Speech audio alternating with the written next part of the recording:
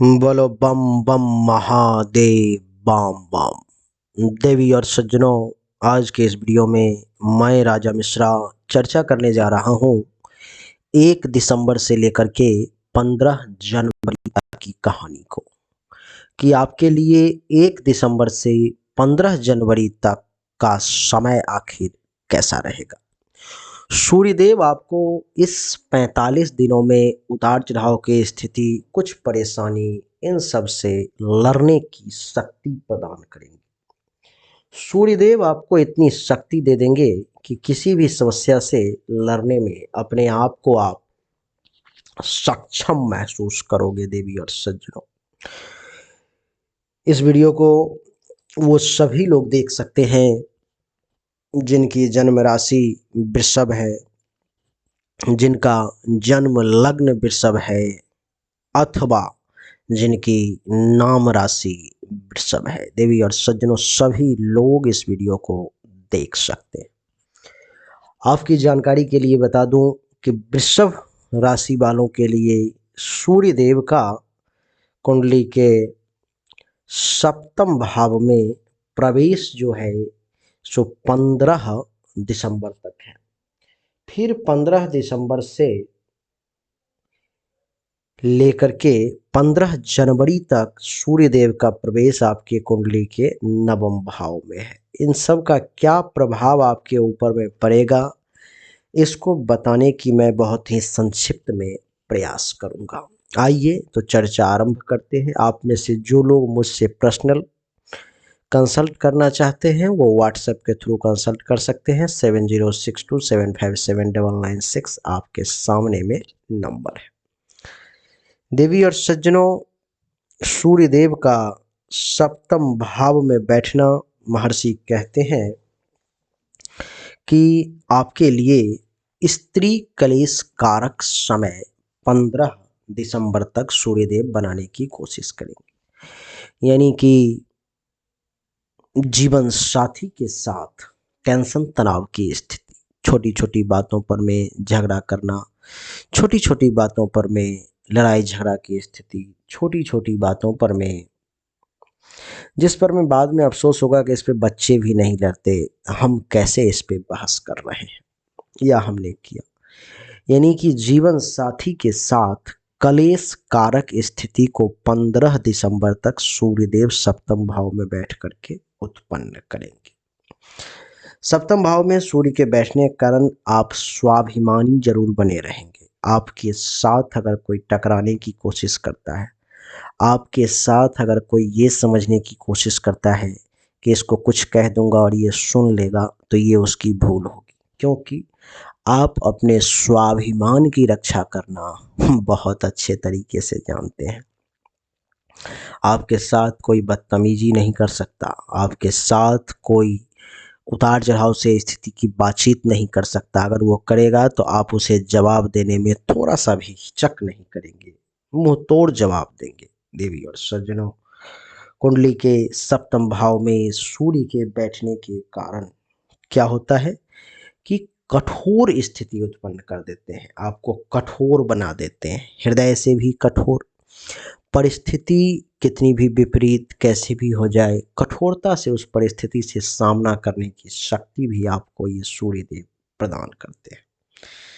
देवी और सज्जनों, सप्तम भाव में सूर्य के बैठने के कारण ये आपको आत्मरत बनाने का भी प्रयास करते हैं 15 दिसंबर तक। आत्मरत का अर्थ यह है कि अपने आप में लीन, अपने आप में जो है सो रत रहना, अपने आप में लीन रहना, किसी दूसरे से बहुत ज़्यादा कोई मतलब नहीं, उसको आत्मरत कहते हैं। जो सूर्यदेव आपको 15 दिसंबर तक बनवाने की कोशिश करेंगे। कुछ ऐसे जगहों से अपमानित करवाने का प्रयास भी कर सकते हैं जहां पर मैं या तो आपने एक्सपेक्ट नहीं किया होगा, अथवा आपका मन कह रहा होगा जो यहाँ से अपमानित हो सकता हूँ मैं। यानी कि किसी ऐसे जगह से अपमानित होना जहां पर मैं सोच में नहीं था। किसी बात को लेकर के आप चिंतित रह सकते हैं, चिंता युक्त रह सकते हैं, जो चिंता करना आपके लिए ठीक नहीं। कहते हैं कि चिंता ऐसी डाकनी, काट कलेजा खाए, वैद्य बेचारा क्या करे, कहाँ तक दवा खवाए। चिंता चिता समान। चिंता जो है सो बहुत खराब होता है, इसे चिंता ज़्यादा ना करें तो बढ़िया रहेगा। सूर्य की यहाँ से सप्तम दृष्टि जो है सो आपके कुंडली के प्रथम भाव पर में, और सप्तम दृष्टि प्रथम भाव पर पड़ने का अर्थ ये है कि कर्ज में आ जाना, ऋण में आ जाना। आपको ये सूर्य कर्ज में ले जाने की कोशिश कर सकते हैं, ये सूर्य आपको माइनस में ले जाने का प्रयास कर सकते हैं। देवी और सज्जनों, इतना ही नहीं, कुंडली के सप्तम भाव में सूर्य के बैठने के कारण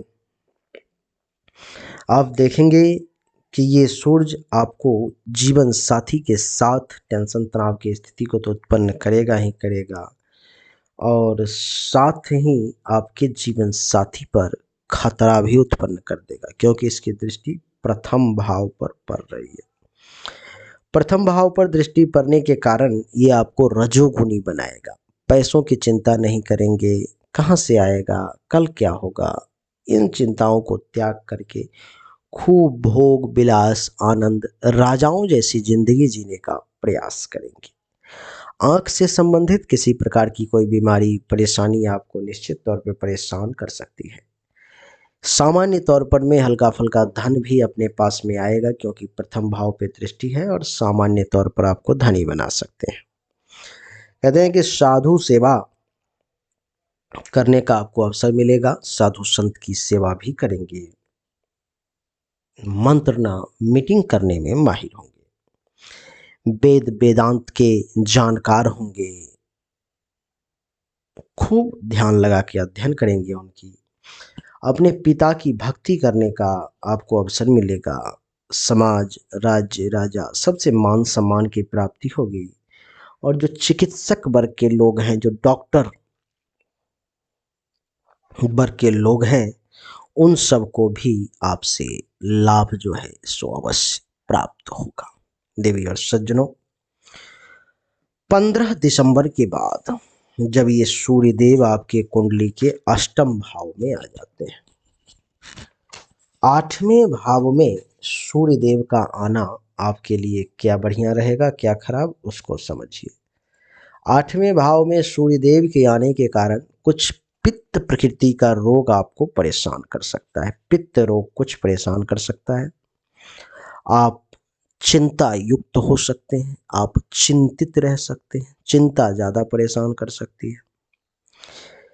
15 दिसंबर से 15 जनवरी तक गुस्सा आपको ज़्यादा आ सकता है, क्रोध ज़्यादा कर सकते हैं, आप क्रोधी बन सकते हैं।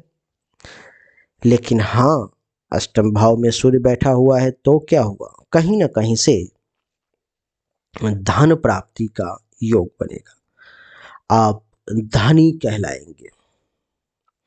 आपको बता दूं कि सुख प्राप्ति के भी योग बना देंगे सूर्यदेव 15 दिसंबर से 15 जनवरी के बीच में।